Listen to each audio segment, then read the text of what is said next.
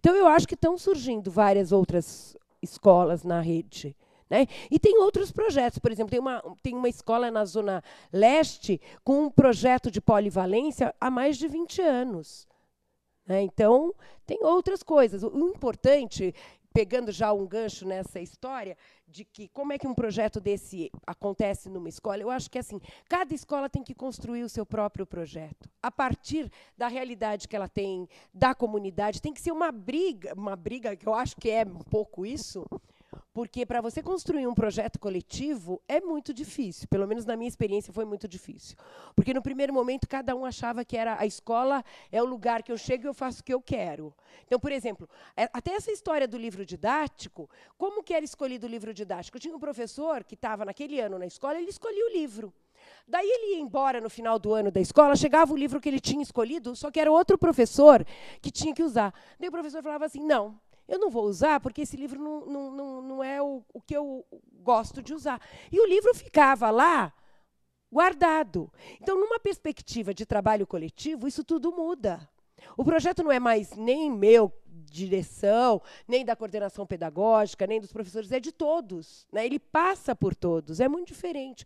Todas as negociações que a gente faz hoje na escola são negociações que passam por todo mundo. Por exemplo, quarta-feira passada, teve uma reunião do conselho que os pais queriam discutir o ensino de 5º ao 8º ano, porque eles acham que tem muitas questões que passam a acontecer. Do 1º ao 4º, nós conseguimos fazer um bom trabalho e os pais ficam bastante contentes, mas de 5º ao 8º ano eles começam a perceber que tem alguns problemas e que eles queriam discutir.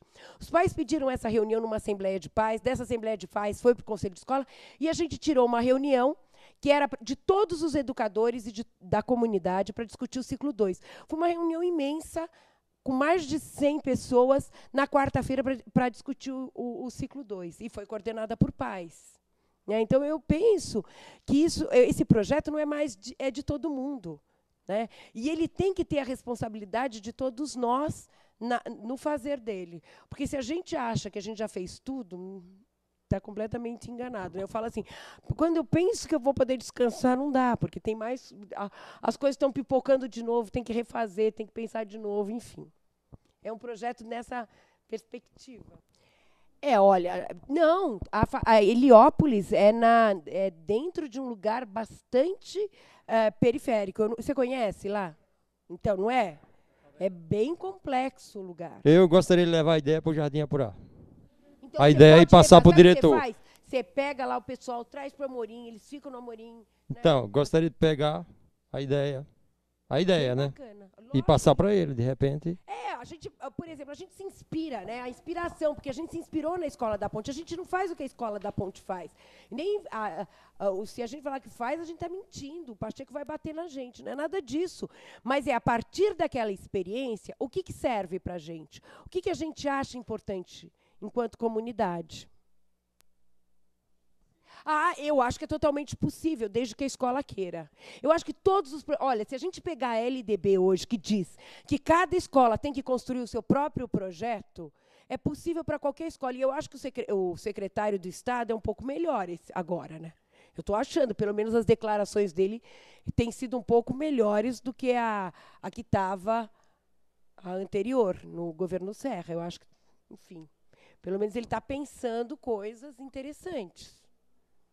Agora, você perguntou também se a gente teve facilidade nessa... Lógico que uma gestão que apoia o projeto, que banca, que coloca o projeto em evidência, né, do ponto de vista de um projeto da Secretaria Municipal de Educação, foi uma coisa, a gente viveu um momento. Só que, quando acabou, a gente entrou numa outra administração. E o que foi interessante foi, na hora que estava acabando a gestão, a gente construiu uma ONG, que chama Escola Educação Cidadã. Um grupo de pais organizou uma instituição, que é uma ONG que não tem nenhum fins lucrativos, não tem nem dinheiro, não tem nada, mas só tem as pessoas. E por que a gente fez isso?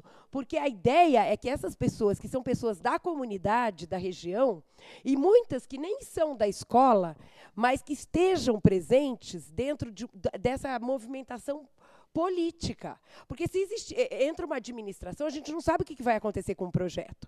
E a gente tinha medo, podiam acabar. Não acabaram, porque...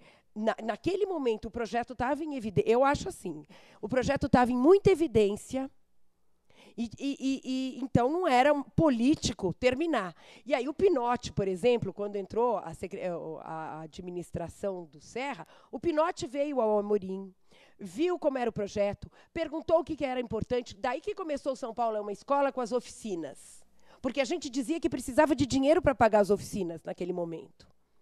Enfim, além disso, depois saiu o Pinotti, entrou o Alexandre Schneider, e que é uma pessoa que tem apoiado muito o projeto. E eu acho interessante dizer uma coisa, ele tem apoiado politicamente, assim, de bancar mesmo, de falar, olha, tem certas coisas que o Amorim precisa e a gente vai apoiar.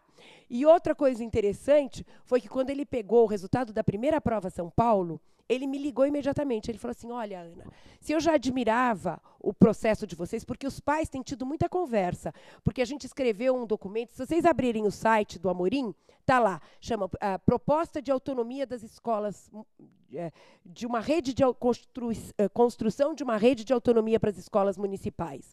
Então, os pais foram nessa discussão com o Alexandre, e aí a gente começou a ter uma relação de convivência, de pensar o projeto, enfim, de falar quais eram as necessidades. Mas o que eu achei bacana foi que, quando chegou o resultado da primeira prova São Paulo, ele me ligou.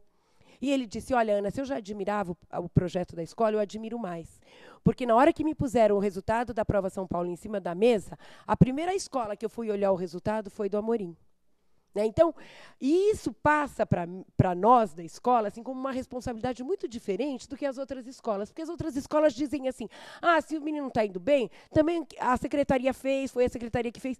Hoje não, a gente tem que se responsabilizar totalmente pelo resultado da escola. E quando a gente se responsabiliza totalmente, é outro jeito que a gente enfrenta o dia a dia.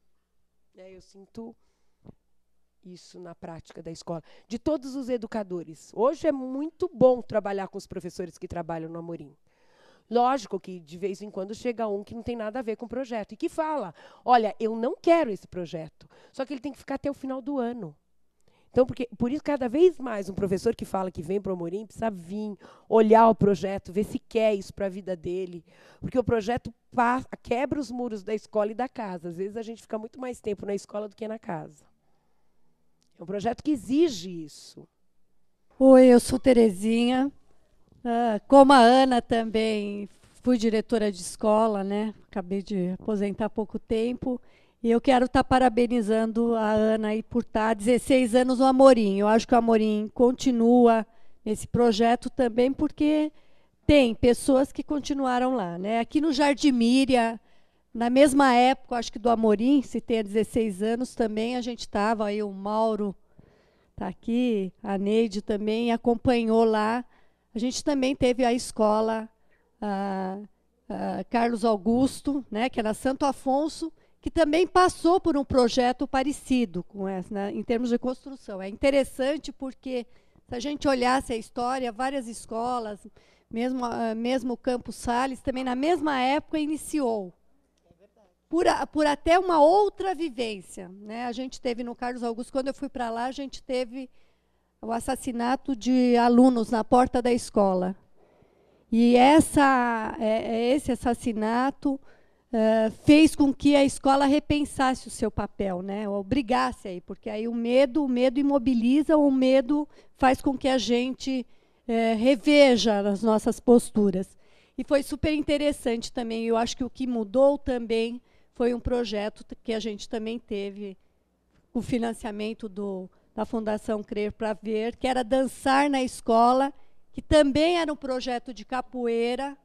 Né? Então, as crianças tinham capoeira, maculelê, e foi todo o envolvimento de fazer todo um trabalho de investimento e toda uma revisão de ressignificar essa escola. Então, eu vejo a Ana contando, e muitas das coisas que ela conta, eu lembro da experiência que a gente vivenciou aqui.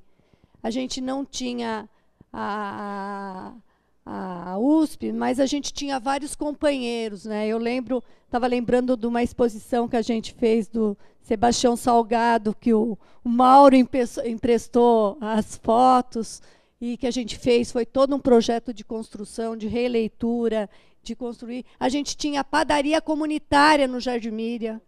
Né?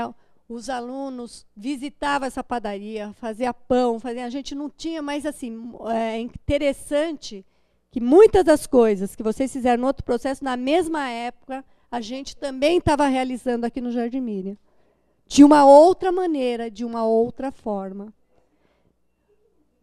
Então, é isso que essa que eu queria estar, eu acho que a gente precisa estar refletindo isso.